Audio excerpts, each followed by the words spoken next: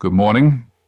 The Caribbean island nation of Cuba is currently grappling with severe economic hardships marked by constant power outages and acute fuel shortages. These challenges are acutely felt as a direct consequence of increased pressure from the United States, particularly during the administration of former President Donald Trump.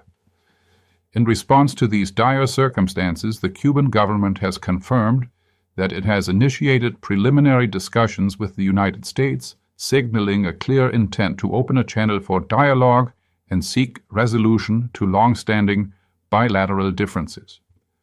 Cuban President Miguel Díaz-Canel addressed journalists in Havana, confirming that Cuban representatives recently engaged in conversations with officials from the United States government. The purpose of these talks, he stated, was to pursue a possible solution through dialogue to the existing bilateral differences between the two nations. President Díaz-Canel indicated that these exchanges were facilitated and encouraged by various international actors. He elaborated that the discussions aimed to identify the core problems between the two countries, explore potential solutions, and ultimately uncover areas where future cooperation might be possible.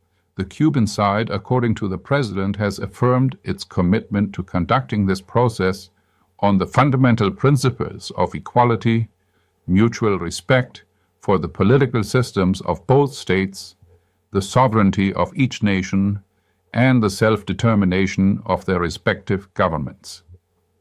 The relationship between Havana and Washington has been notoriously strained for decades, ever since the socialist revolution led by Fidel Castro in 1959. Under the administration of former President Donald Trump, Washington escalated its pressure on the island.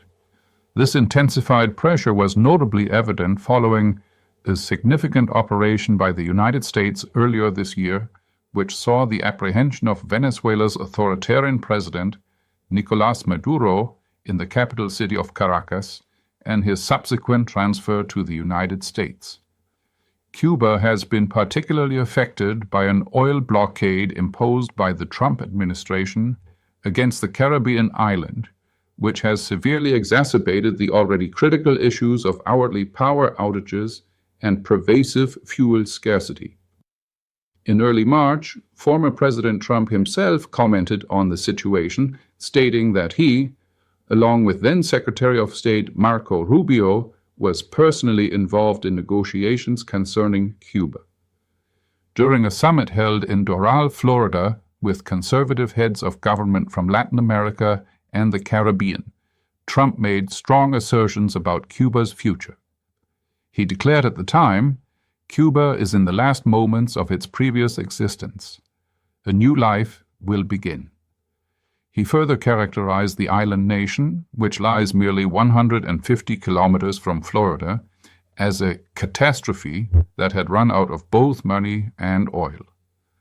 These ongoing conversations represent a critical juncture for both nations, potentially charting the new course for relations that have been fraught with tension for over 60 years.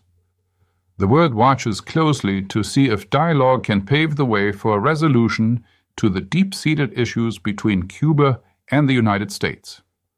What's your take on Cuba seeks U.S. dialogue amid Trump-era economic squeeze? Share your view in the comments. Do you think this will matter in the next news cycle? This video was generated using artificial intelligence.